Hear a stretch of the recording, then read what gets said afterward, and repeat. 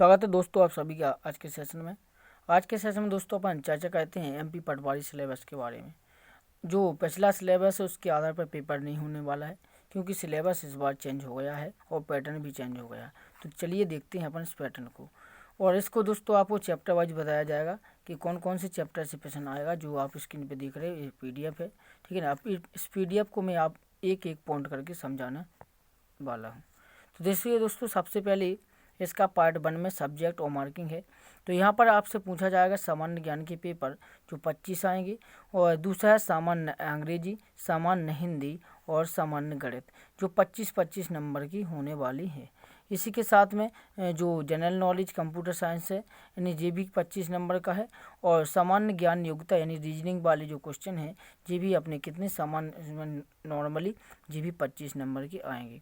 अब नेक्स्ट जो अपना नेक्स्ट है इसके बाद और क्या है, तो तार्किक प्रश्न भी पूछे जाएंगे 25 नंबर के। क्या तो दोस्तों तार्किक प्रश्न। इसके बाद में नेक्स्ट है वो सामान्य प्रबंधन यानी मैनेजमेंट से संबंधित क्वेश्चन।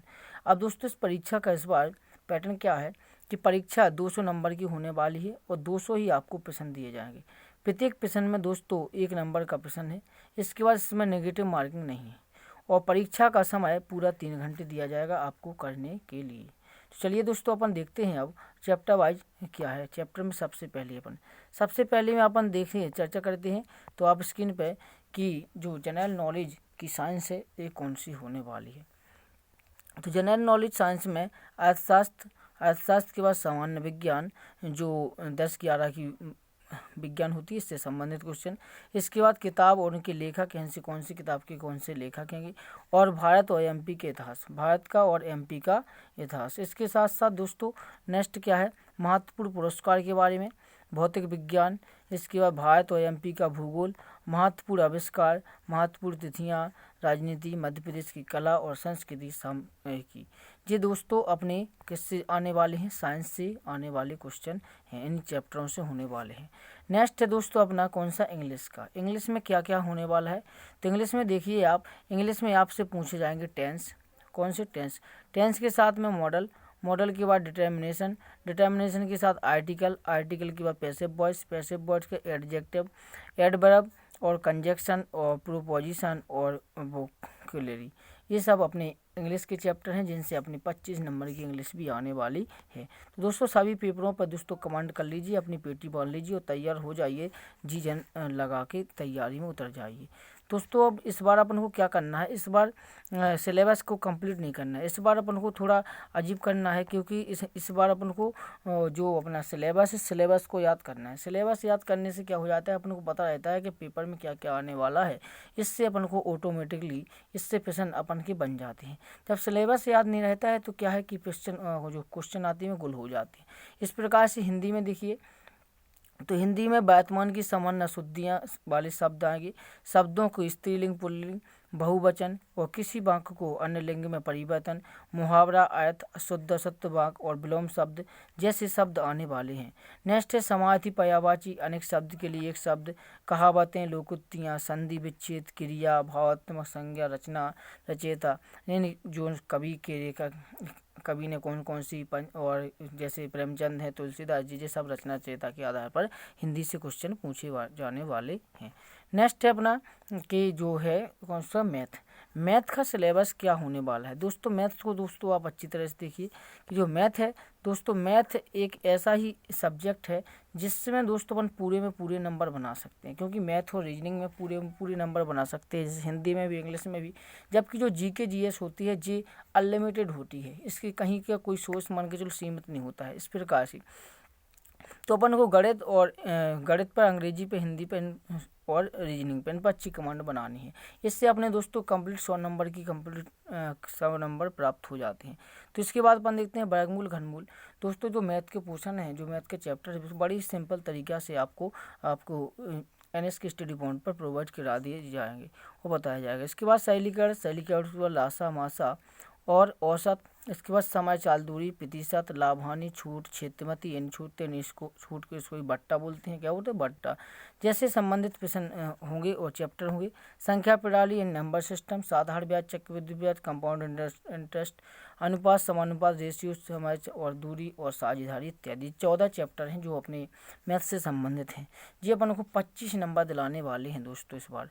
ठीक है, तो अब अपन देखते हैं कंप्यूटर से कौन कौन से प्रश्न आने वाले हैं, कंप्यूटर वाले। ठीक है, तो कंप्यूटर में बिल्कुल से दोस्तों बहुत ही कम सोर्स है, यानी 4-7 चैप्टर हैं, लेकिन 7 चैप्टर के साथ में दोस्तों बहुत बड़ा इनका सोर्स है। कंप्यूटर की मूल बातें कौन कौन सी हैं? Operating system, Microsoft word, RAM ROM, RAM आपकी मोबाइल में होती है रैम रोम, उस प्रकार से। इसके बाद माइक्रोसॉफ्ट ऑफिस, इनपुट आउटपुट की डिवाइस, माइक्रोसॉफ्ट एक्सेल, इन सभी से संबंधित क्वेश्चन बन सकते हैं। नेक्स्ट है दोस्तों, नेक्स्ट सिलेबस के साथ अपन चल रहे हैं कौन से? एडवर्ड जी के, यानी अपना है अब रीजनिंग। कौन सी है? रीजनिंग। रीजनिंग में किस प्रकार से क्वेश्चन आने वाले हैं? तो इसका भी पोर्शन मैथ से ही संबंधित होता है, थोड़ा मैथ का थोड़ा लेंदी होता है, इसका शॉर्ट होता है, इसमें दोस्तों मेंटली वर्क होता है। तो संख्या श्रृंखला, डेटा व्याख्या, शैली कैड, इसके बाद द्विघातीय समीकरण, डेटा पर्याप्त, अनुपात समानुपात, छूट, औसत, मिश्रण, प्रतिशत, ये सब अपने रीजनिंग से संबंधित क्वेश्चन बन जाते हैं। नेक्स्ट है लाभ हानि, समय, दूरी, ब्याज, संभावना, क्रम परिवर्तन, ये भी अपन किस में देखते हैं? रीजनिंग में देख लेते हैं, क्योंकि रीजनिंग दो प्रकार से होती है, एक तो मैथ में आ जाती है और दूसरी प्रकार से शॉर्ट टाइप में क्वेश्चन बन के इससे भी आ जाते हैं।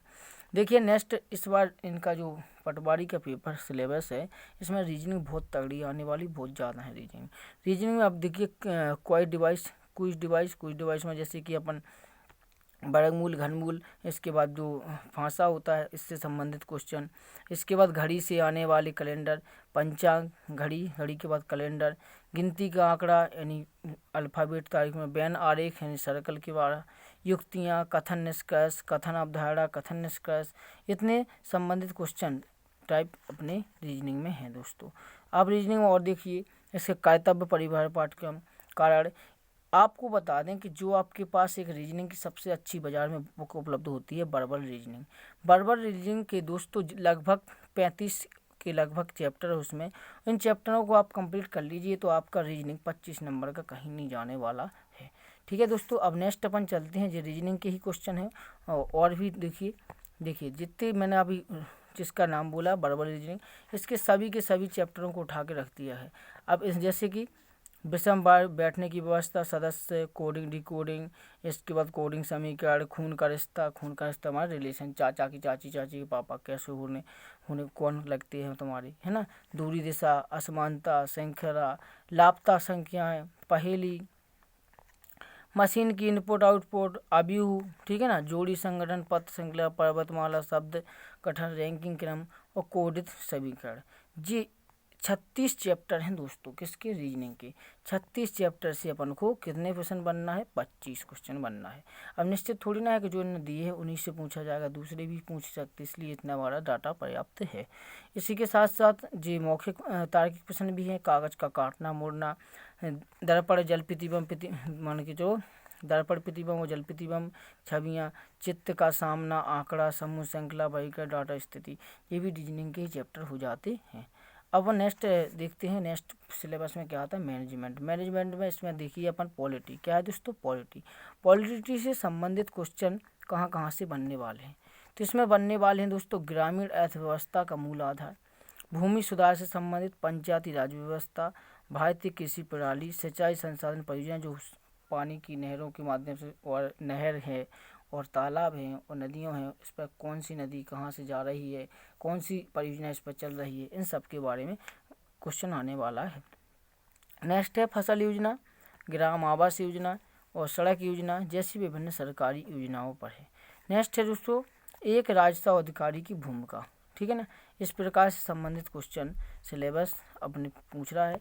इसके बाद हरित क्रांति के जनक स्वामीनाथन जी, ग्रामीण क्षेत्र बेरोजगारी, मनरेगा काम करने वाली जिसके अंतर्गत 100 दिन का रोजगार दिया जाता है, सामाजिक समावेशन, सामाजिक से संबंधित कार्य करने वाली संस्था और परियोजना। इसके बाद ITI सूचना का अधिकार, ग्रामीण कल्याण गतिविधियाँ जैसे राशन संबंधी, एमपी पंचायती राज प्रणाली, ये सभी अपने दोस्तों पटवारी के सिलेबस के दोस्तों पार्ट है। इन सभी सिलेबस को अपन याद करते हुए अपन एग्जाम में अच्छा परफॉर्मेंस करेंगे और निश्चित रूप से सफलता मिलेगी। जय हिंद दोस्तों, थैंक यू।